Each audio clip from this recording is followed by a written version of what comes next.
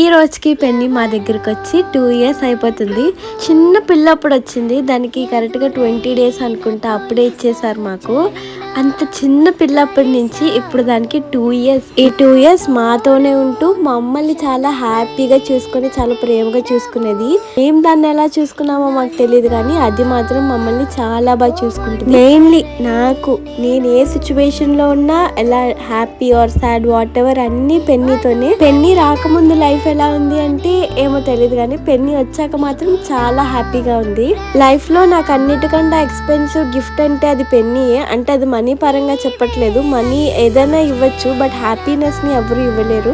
But పెన్నీని మా అక్క నాకు గిఫ్ట్ గా ఇచ్చింది. నేను ఎంత సాడ్ అండ్ ఎంత కోపంగా ఉన్నా ఫైనలీ పెన్నీని చూసేసరికి అన్ని మర్చిపోతాం, అలా చేసేస్తుంది. స్టార్టింగ్ లో ఎందుకు ఫీమేల్ డాగ్ అని తీసుకున్నామో తెలియదు కానీ మా ఇంటి మహాలక్ష్మి లాగా వచ్చేసింది మా ఇంటికి. ఇంకా మా పెన్ని తల్లి బర్త్డే ఈ రోజు అందరూ విష్ చేస్తారు.